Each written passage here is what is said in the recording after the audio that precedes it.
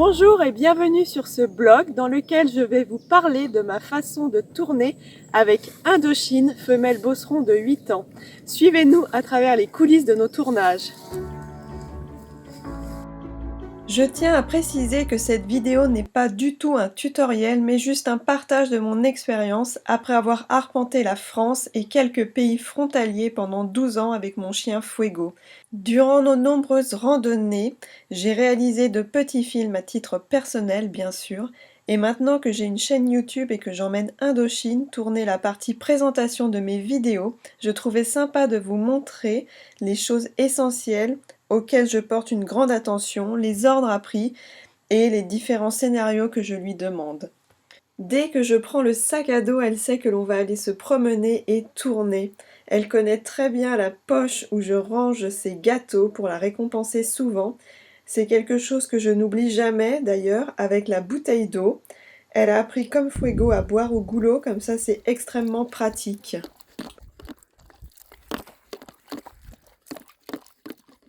Au niveau de sa sécurité et de son bien-être, je privilégie toujours les endroits où il y a un grand espace, sans route, sans danger pour elle, où elle ne peut pas être trop déconcentrée par des gens ou des chiens qui passeraient, ou même des animaux sauvages, même si ça, c'est pas très prévisible, mais c'est toujours mieux quand ça n'arrive pas. Je privilégie aussi les parties de la journée où il ne fait pas trop chaud, les endroits où on pourrait trouver de l'ombre.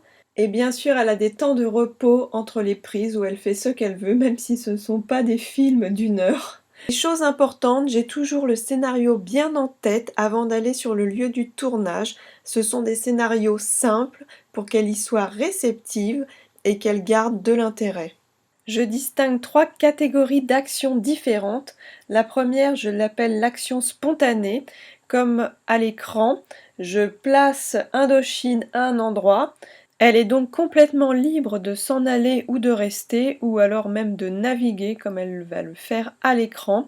Et c'est justement le fait qu'elle décide elle-même de faire ce qu'elle veut qui est intéressant. Ensuite, il y a le scénario semi-dirigé, où là, je lui demande une action, mais qui reste complètement libre.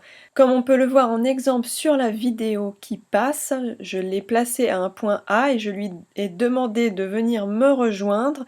Donc en fait, je lui demande juste de courir vers moi, mais elle a donc le choix de l'allure et de la trajectoire. Donc ce qui m'intéresse vraiment ici, c'est l'action pure.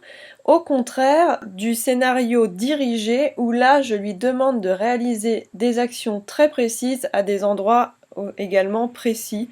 Et là, elle doit être concentrée sur ce que je lui demande comme ordre et ce que je lui dis comme indication de placement. À l'écran, vous voyez que je suis en train de lui montrer ce que l'on va faire pour qu'elle s'habitue et que quand on va tourner réellement, elle ait bien intégré le scénario et le placement. Vous pouvez voir le résultat à l'écran, même si c'est qu'un petit film, c'est assez marrant de le réaliser. Je vais maintenant vous parler des ordres. J'utilise le français, l'espagnol et l'anglais. Alors pourquoi un mixte des 3? Car ça permet de choisir les mots les plus courts et ceux qui ont une meilleure intonation pour l'oreille du chien. Ça permet d'amener une musicalité différente que le chien va reconnaître facilement. Et plus utile encore quand on a plusieurs chiens, ça permet de dissocier les ordres pour chacun d'entre eux. Vous allez entendre un exemple en espagnol avec Fuego. Fuego. Habla. Fuego. Habla.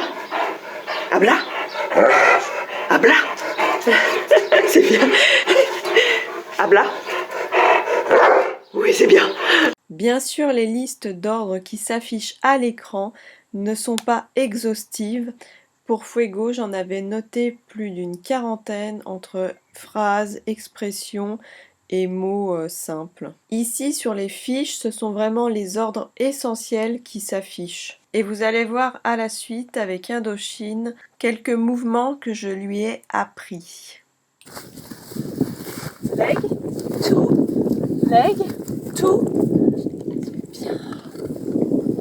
Indochine. En tout cas, ça renforce vraiment le lien de complicité avec son chien et je trouve que ça développe aussi son envie d'apprendre. Depuis ce tournage, Ratafia nous a rejoints. Il a 1 an et demi et il est en cours d'apprentissage. Vous le verrez bientôt dans mes prochaines vidéos. J'espère que ce petit tour de coulisses vous aura plu. N'hésitez pas à commenter, à cliquer sur j'aime et à vous abonner pour soutenir ma chaîne. Je vous en remercie beaucoup. Je vous dis à très vite pour de futures vidéos.